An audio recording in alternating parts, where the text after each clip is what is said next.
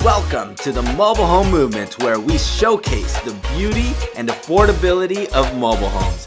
Here we break false myths and share all the positive stories of how mobile home ownership transforms lives. I'm Franco Perez, and this is the Mobile Home Movement. What's going on, everyone? Thank you for watching the Mobile Home Movement. This is a show where we show the world how beautiful mobile homes and mobile home living is. And today we have a wonderful guest. This is a podcast I've been excited for. First off, we have a co-host, Sunny, here. Sunny's involved in a lot of the communities, especially this one itself. But today we have Richard, and Richard is kind of a big deal to me in my eyes. You put together a lot when it comes to this 55 and over mobile home park. You have this beautiful sense of community. It's a beautiful mobile home park, and I'm going to let you talk a little bit more about it. But Richard is the president of what they call the Tropics Resident Club. Right. And then with that, I'll let you take the floor and I actually want to talk first about who you are and how you got into mobile homes in general. What got you into being into this world of being a mobile home owner? Oh, I started out in San Jose in a condo, and my partner I wanted to get into a mobile home 25 years ago, and he says, I'm not going to be trailer trash. And so we get that a lot. So while we were living in San Jose, I took him to the mobile home sales advantage, where they had mobile homes out there, and he was amazed at what they looked like. And he says, okay, that's not bad. Then I had to sell after retiring, I had to sell the condo, so he had no problem looking at mobile homes. Yeah. So I went to Sunnyvale, got a agent there. She took me to Tropics and showed me 2 homes. The second home was great, good price. And so we put our names in. We had to go through being approved by the park, which was no problem at all. And so within 30 days, actually within a week, I was approved, took my money out of my account and paid cash for it. At that time, it was $23,000. That's crazy. Not now. Not now. So it's definitely depreciated in value since then, right? I'm just joking. Yeah. They're going for around $100,000 now. Yeah. Yeah. Or more than that. Or more. $100,000 for a mobile home? Yeah. It would be more than that. Yeah. So with that, so you got into the mobile home. What was it like transitioning from condo to the community? Was it what you expected? Was it more or less than what you expected? This mobile home park is a large one. We have 577 homes, and they have walkways in the part that I live in that walk all the way around, which I loved. And, I could take my dogs and walk them around. We have a swimming pool. And so therefore I was swimming. It's a great place. And then I started attending some of the events that they were having. They had an anniversary for the park owner, so that was a steak dinner. And just there they had what we call the B-Bug, which they have movies. They have where you can go in and play with a computer if you don't happen to have one. Wow. And they were having events. And I started with somebody asked me to be part of the disaster committee, just to be a block captain or co-captain it was supposed to be. And the other guy dropped out, so I ended up being the block captain. Then the coordinator dropped out, and I ended up being the big shot over 4 or 5 streets. And then they dropped out, and somebody says, you need to be on the board. So I joined the board 13 years ago and ended up being secretary for 3 years, and then the president retired, and so they needed a new president, and I was nominated. And I said, okay, I'll take it. And so that was 10 years ago. Wow. So with that, basically, I want to talk a bit about, so you are a resident of Tropics Mobile Home Park. Describe a bit, what are the best parts of this community? The amenities, outside of the community, outside of the people themselves, because we'll talk about that as well. Describe physically kind of what's great about this mobile home. Very safe area. We had one incident, so we have 24-hour security there. It's very safe. You can walk. I walk from the clubhouse to my unit, at night. And there's no problems. There's plenty of light. And so it's just great being, to walk my dog all the way around the park. Yeah. And, the people are great. Seems like a very close-knit community, too, from what I've seen. Like neighbors know neighbors and stuff. Yeah, I know all my neighbors around me. One of them came right over to me as soon as we moved in. She's since passed, but her daughter still lives there and helps me out. So what are the amenities of Tropics that you see? We have events all the time. We have a breakfast once a month. We have the library. The park itself. We'll get into the events. Okay. So, I know that you got the swimming pool. You mentioned the library. The library. We have a TV room, a pool room. Wow. We have a sauna. We have the bathrooms are being totally redone right now. But they had a sauna in each of the men's and the women's. They have That's amazing. They have an exercise room in the men's. And they have an exercise room in the ladies. The hot tub is open all year long. We got the swimming pool, so it's open from April until January. Yeah, heated, and so we've got that. We've got a bocce ball court, which we're trying to get up. We have miniature golf. We have horseshoes. We have the gazebo, which some people they go in the morning and have Tai Chi. Wow. We have a large Asian population, so a lot of them go out there and have Tai Chi. Yeah. And so we have a craft club that meets every week. We have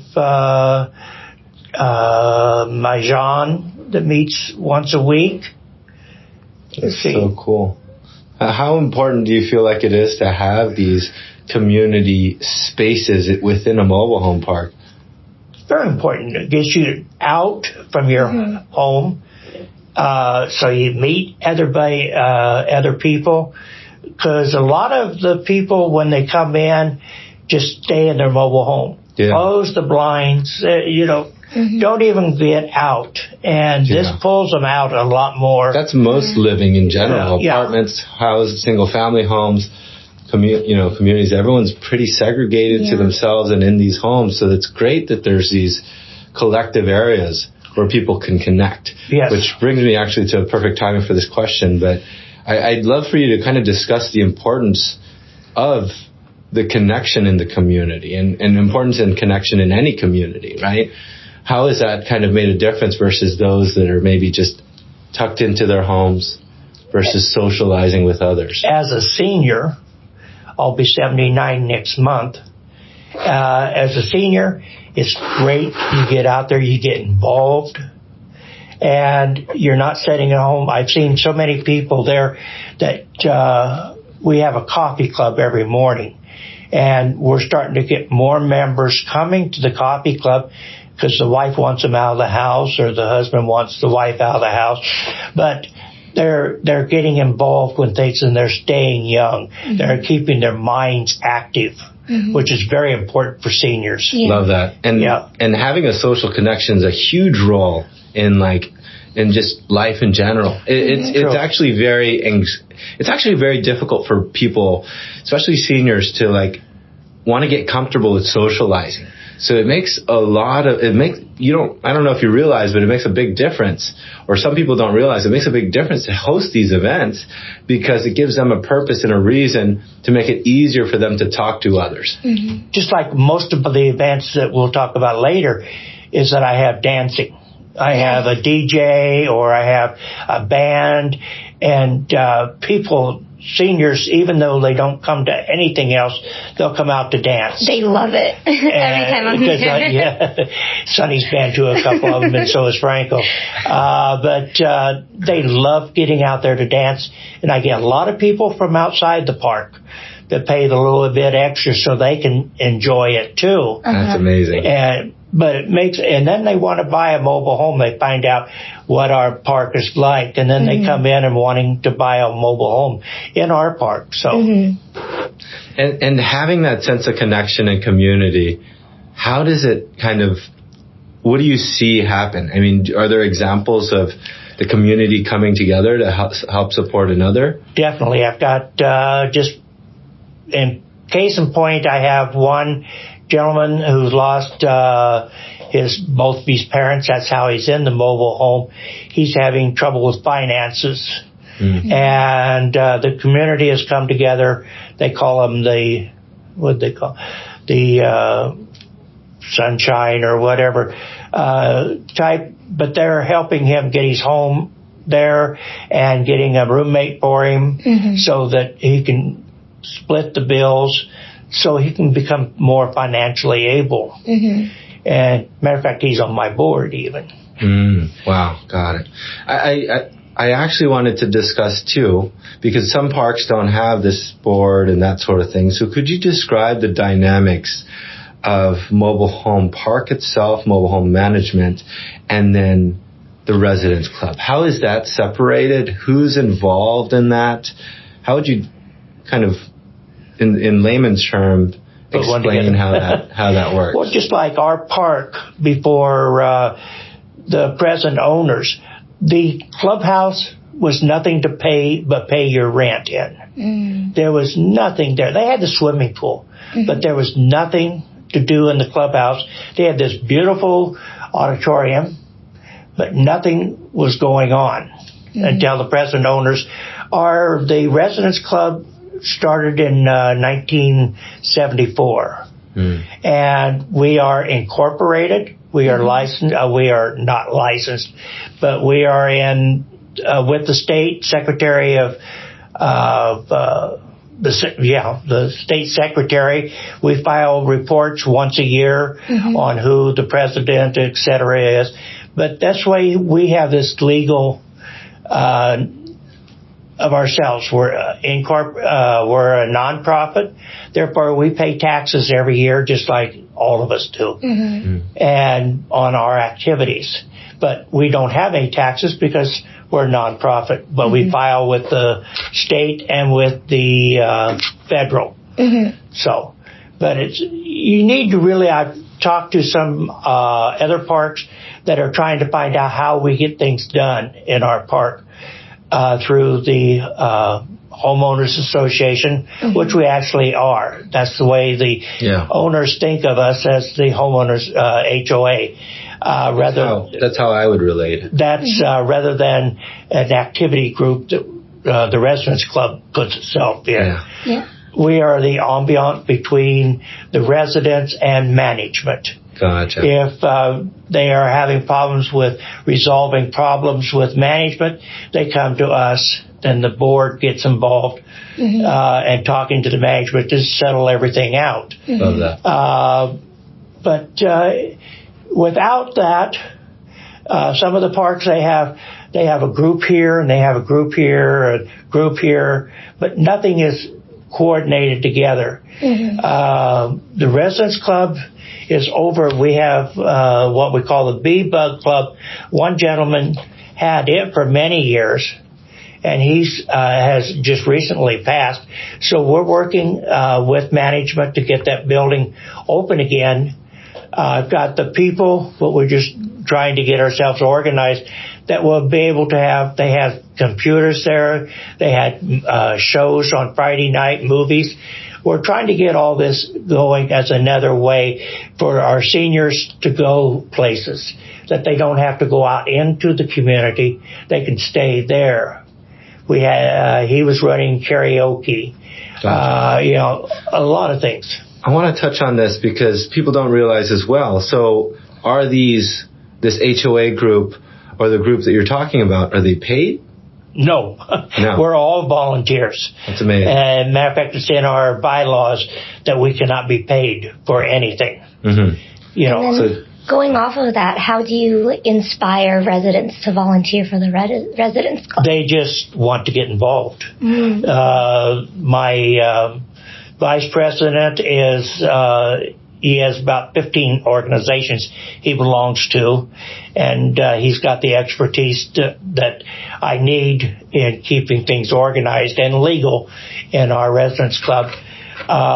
My treasurer just moved into the park, and she's got a son that she babysits all the time, and she wants something to do. So she'd been in organizations before, so she's my treasurer. My secretary is moved in right before COVID, and she has been outstanding on working in the park and enjoying it, getting people to there. My board, they've all come to me and asked to be on the board because they want to get involved, because they help out with the setups and stuff of the events that we have. Cool. And then that's amazing. And we'll get into, I want to get into as well kind of like the behind the scenes of, what makes your guys' group so successful. I guess we'll start, can you explain to us what is the Tropics Residents Club, just so everyone has a better understanding of what you guys, Tropics Resident Club, every member, when you sign your lease for living there, you are a member of the Tropics Residents Club. So it's all the residents are as a whole. We have a general meeting once a month that all residents can come to. When we have our elections for the board, that's when we usually have around 100 to 200 people there to vote, or absentee voting even. We have different activities trying to get people involved. We've just come up with, we had District 4 Neighborhood Watch of Union City. We had the whole district. We had all the fire policemen. We had the mayor. We had councilmen, all there to talk to us about how they can help in the park. And that was pretty recent too, right? Yes. That event? Yes. Got it. So we have, whenever there's an election, we have all the councilmen coming to us to talk. Try to get elected. The councilman that's in our district now comes to a lot of our events. Also breakfast, I'll see him at the breakfast, which is open to anybody. Nice. So. Yeah. So what are some what are some pieces of advice that you would give to, because there's some parks that just have 1-2 people, and then, but also some people that do want to get involved and volunteer. What's some advice you would kind of give? The first thing I would do is get yourself organized, write yourself a bylaws, contact the state secretary of state, and apply for the application so that you can get on their listing. Because if you go into type in Google the Tropics Mobile Home Park, it'll give you the Residents Club. It will give you the officers. This is all through the state, and give you more information about the park. Got it. And then going off of that, what are like some key steps that takes when you're planning an event? Planning. Yeah. Can you go more into that that we have our board meeting every month, and then we bring up ideas of like our next event. One of the members of the board said, let's have a 60s night And somebody else said flower power, so we called it the flower power. And we've got a DJ coming in. I do all the cooking, and so therefore I come up with a menu, have it approved by the board, and we go from there. And then the residents participate a great deal in helping, putting things together, organizing the event, the decorations, and all that. Yeah, so, and then what has been your most successful events? Because we've been to a few and they've been super duper fun, but what are the most successful ones? The most successful we had a hobo night. Hobo night? Hobo night. What is that? We had what's hobo? Everybody came in dressed like a hobo. That's so. Why weren't we like invited to? Yeah, like they had their so stick cool. or cane with the bag on it. We served hobo stew. We had a skit that night. That was a great one. Chinese New Year, because we have so many Asians, is one of the most popular events with 100 plus people attending those. And I've had Chinese opera singers there. I've had a magician that performs all around the country. He was also performing for Dianne Feinstein. I got pictures of that. But he was changing faces. That's so cool. Oh, and it was just amazing what he could do. Some of the other, like I said, the opera. We had Chinese opera. The two cast members. One was male, female, and they reversed roles because I tried to hand a certificate to the male and it happened to be the female, which was rather embarrassing. But that was another successful. Our holiday events. Christmas, we have the Logan Jazz Choir sing every year at the event. Wow. They are great. Mardi Gras. This year was not as successful, but we've had that one, which brings in a lot of people. We have a, I forgot what, Zydeco band, six-piece band that plays for that.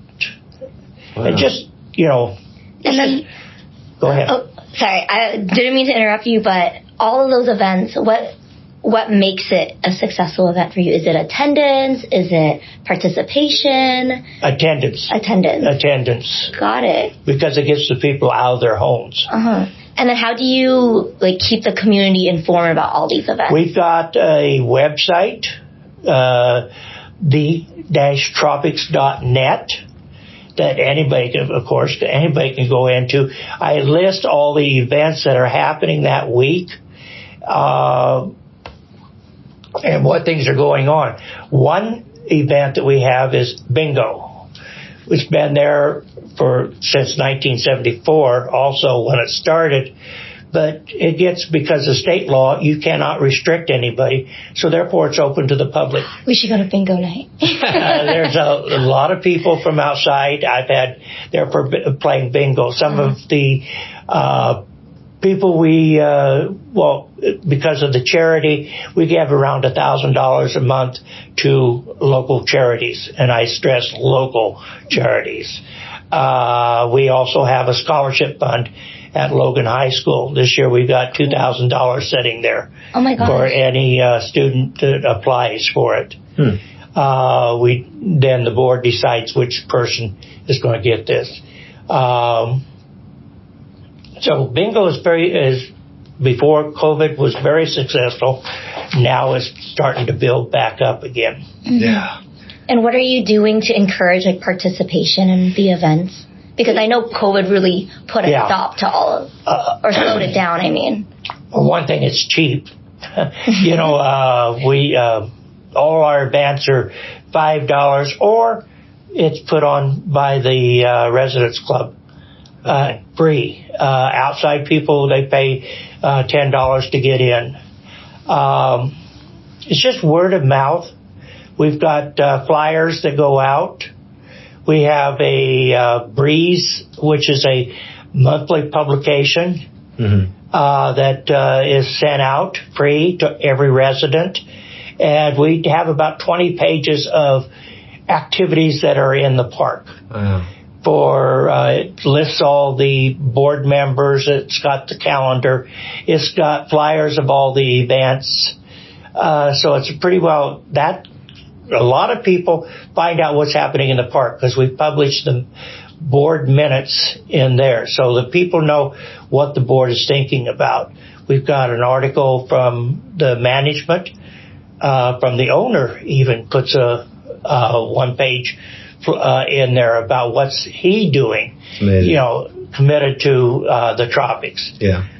So and with that, I mean, I kind of want to dive back into your role as well, but mainly, just because I know there's a lot of people out there similar to you, right? But tell me a bit about what makes you excited about this? Why do you unpaid volunteer, right? And do all of the work, because you do a lot of hard work in preparing meals, shopping, all of that, and taking risks to do all that. What motivates you to kind of keeps me out of the bars?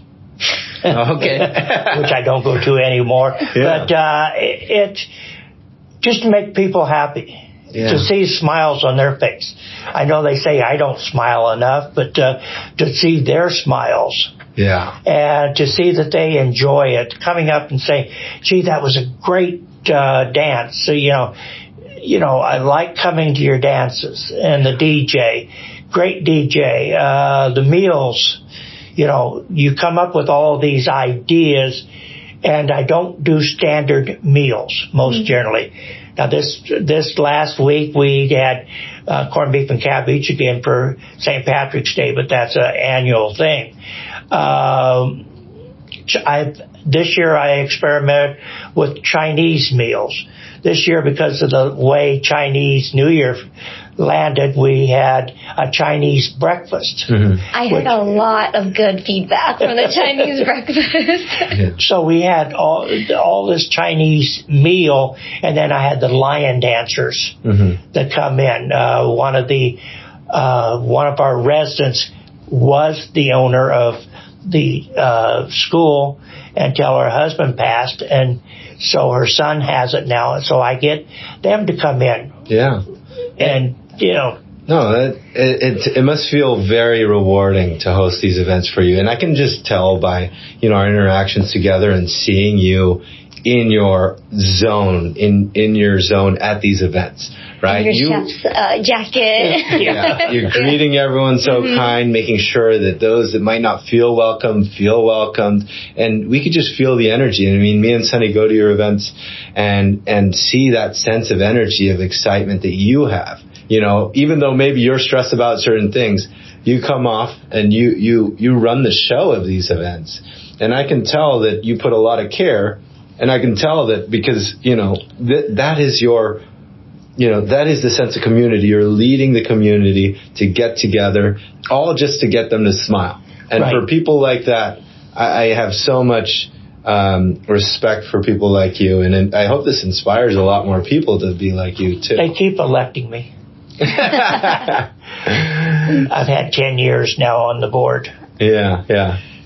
So, I mean, it's amazing. But I know as well that in other communities, there's a lot of people like you that just want to bring people together, get people out of their homes, because you're also providing these residents a sense of excitement outside of their regular lives as well. Right. And with that, even if you don't see it right away, you are making an impact in their lives just by, and making them feel more at home, feel more involved, and feel more like they can fit into something, right? And there's this whole thing about mental awareness and that sort of thing, and it can get lonely for a lot of senior citizens, right? Very true. I mean, could we talk a little bit briefly about what would be the alternatives for people? I mean, if they didn't live here, I see a lot of people moving their grandparents to care homes and that sort of thing. How would you kind of relate? Would you recommend a mobile home park for some, we have a lot of people that are moving their parents to somewhere, how would they make that decision towards mobile home living? Is you've got your own place, and most of them, they have places you can have a garden. Part of our park on the side that I live in, we have a lot of space around our place that we have gardens. People grow tomatoes. You can't believe how many tomato plants are around there, and I get tomatoes. I've got a persimmon tree in my yard that yields a lot of persimmons that I give to neighbors and to the club. If you're a gardener, because if you live in a condo, which I have, you don't have any space of your own. You don't have a garden. You can't, lounge in your area and just relax, lawn chair, and the neighbors come by, or in the pathways you say hi to everybody that comes by.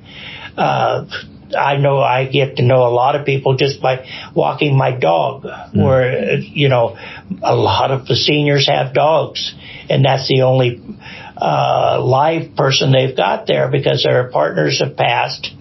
And so therefore they have their dogs or their cats. Oh my gosh, lots of cats. A lot of cats in that. A lot of cats. A lot of them are feral cats, but the homeowners have cats. Yeah. And, so, if you have in a condo, or you may have restrictions on whether you can have animals or not. Yeah. Where a mobile home, it's yours. You own the home. Yeah. You're just paying space rent. Mm-hmm. That's how management gets involved with the mobile homes. Making sure your area is clean. Make sure it's not cluttered. We have fantastic decorations at Christmas time because everybody wants to be the best. We have had contests in the past of who can have the best looking mobile home. Decorations.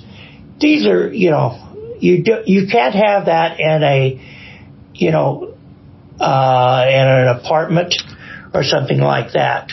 Oh, totally. And it's in the way you describe it, I'd love to elaborate on it. It's a sense of ownership. Like you said, you have what you can control, your home, that you can customize the way you want. You can garden. You don't share walls with a neighbor, and you have your own space, right? Right. But you also have that sense of community, which is a collaborative effort of everyone, all of the residents there. And it is such a beautiful thing. Now, what would you say to those that kind of have never been to a mobile home park, but think mobile home parks are trailers and trash and that sort of thing? It's just like my partner, 25 years, when we first got together, I wanted to look at mobile homes. He says, I don't want to be trailer trash. Mm-hmm. So I ended up in a condo. When I retired, I needed to get out of the condo, which is very expensive. And so I took him to a mobile home like Advantage and over on Monterey Road in San Jose. And he saw those mobile homes.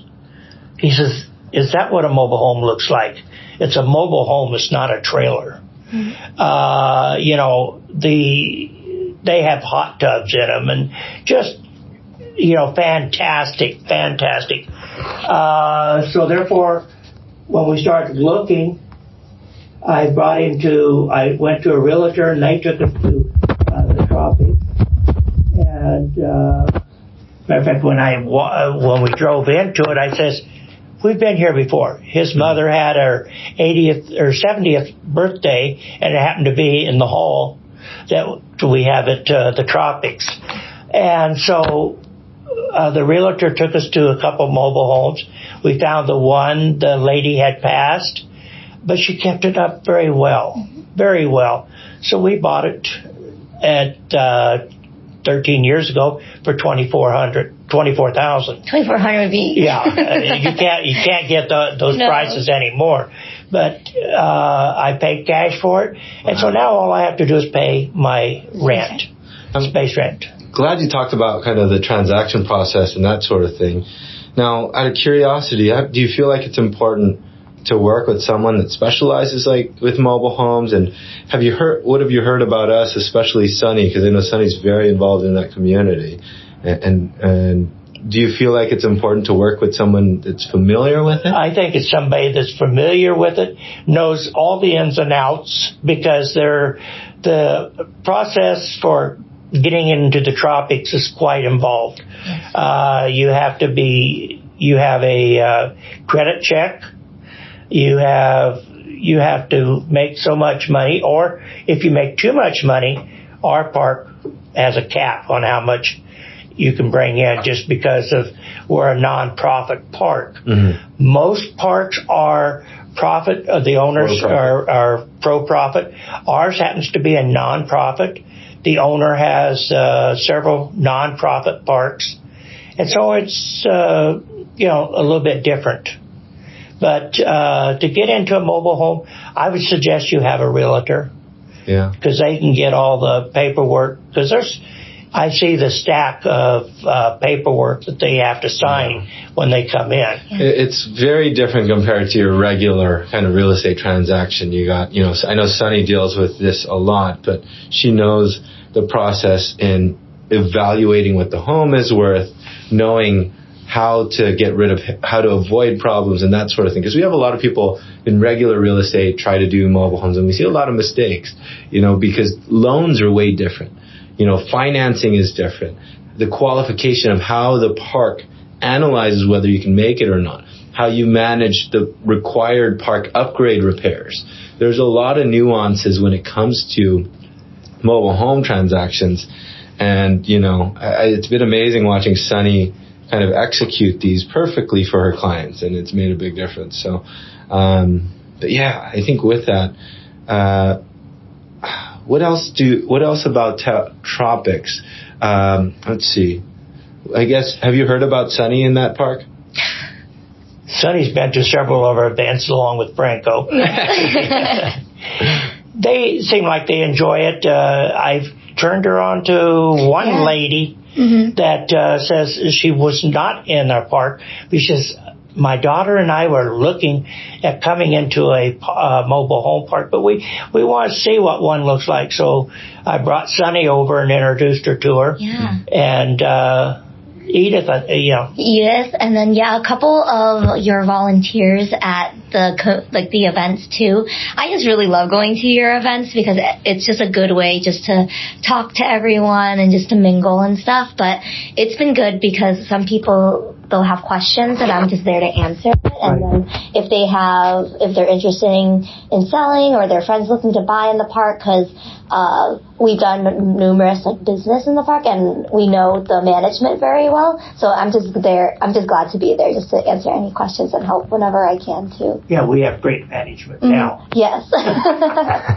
We just had a change of management, and I'm very excited with our new manager, Kathy. Mm-hmm. She's so nice. I love Kathy.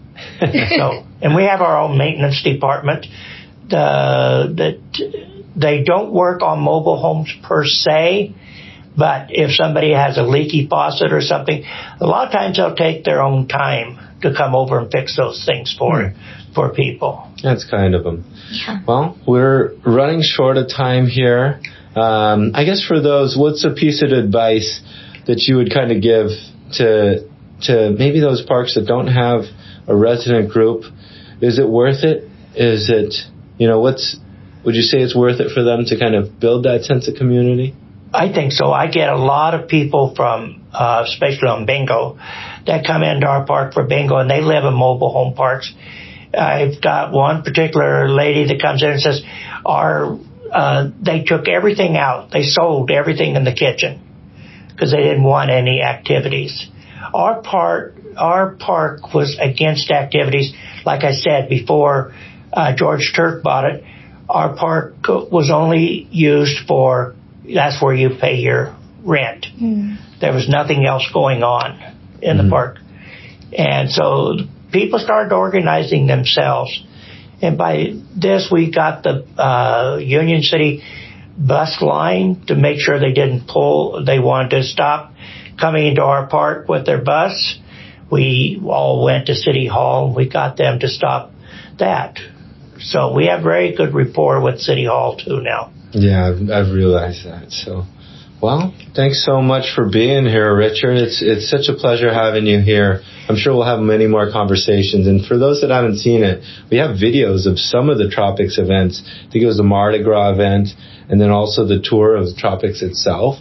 But yeah, I think it's really great having you here, and I hope it inspires more people to understand mobile homes and then also gather people through mobile homes. It's not trailer trash. It definitely isn't. So thanks, Richard. You're welcome. Thank you. Thank you for having me. Awesome.